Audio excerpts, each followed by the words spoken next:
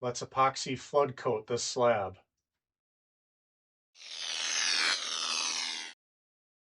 This is an Amur maple 1-inch thick slab, and I already did some high voltage art on it and filled it with a gold colored mica powder. But now I want to put a protective layer on it. As we all know, wood is porous, so the first step is to seal the wood, and that's just with a thin layer of epoxy. Otherwise, you'll get never-ending bubbles in your finish. The epoxy I'm using here is a 1-to-1 ratio. Be sure to check the instructions for whatever epoxy you're using. Make sure to scrape everything from the sides and from the bottom. If you get some incomplete mixing, it'll never harden and you'll be left with soft spots.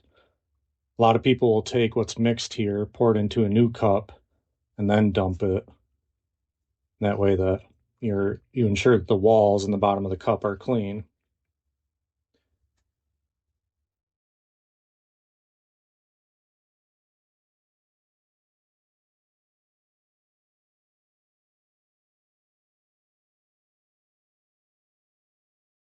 For the seal coat, you can brush it or just use a shiny flat, like an old credit card or hotel key or something like that, just to spread it.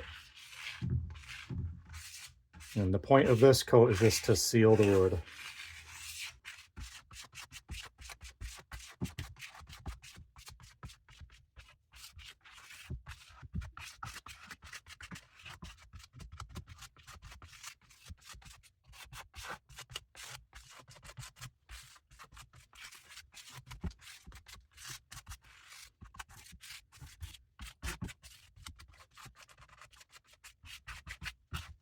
Our seal coat is dry.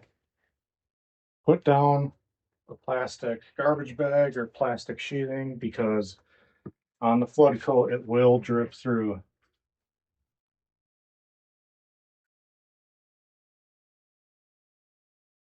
I love to use these plastic standoffs.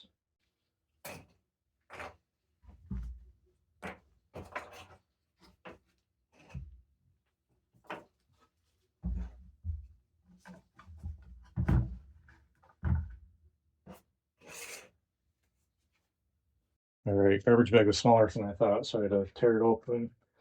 I like to use these, I mean, you can use trim pieces, metal rods, or whatever, to kind of create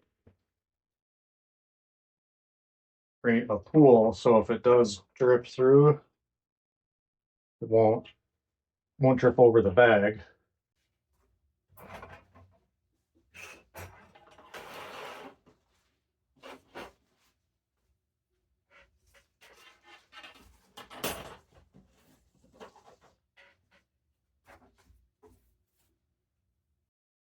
All right, we will proceed with mixing for the flood coat.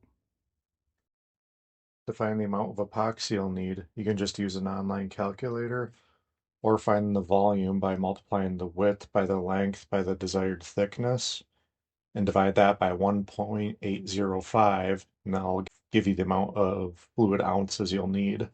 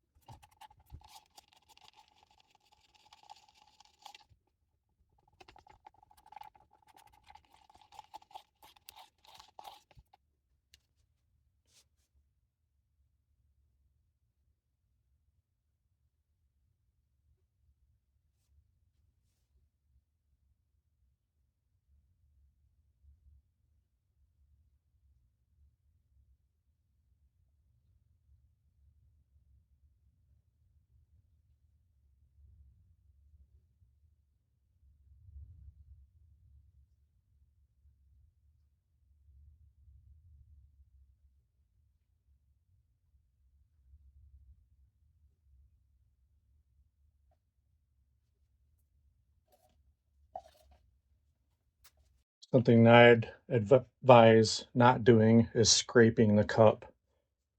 Because again, there could be some unmixed resin on the bottom and the sides of the cup. You don't want that in your finish.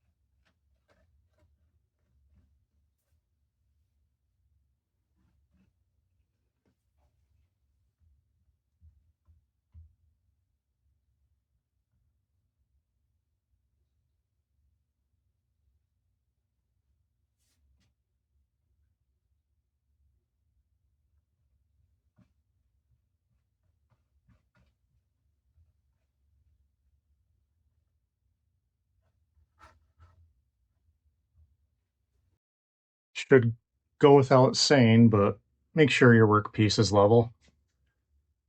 This stuff is pretty self-leveling, so now if you did a really deep pour and it floods off these edges, every 15 minutes for an hour, at least an hour, you'd want to take a card or something and clean off the bottom of the edges, and that will prevent a lot of sanding in the future. I am starting to see a couple bubbles here, so I'm going to take just a propane torch. Just don't stay in one spot too long. But it's really satisfying to watch all those little micro bubbles pop.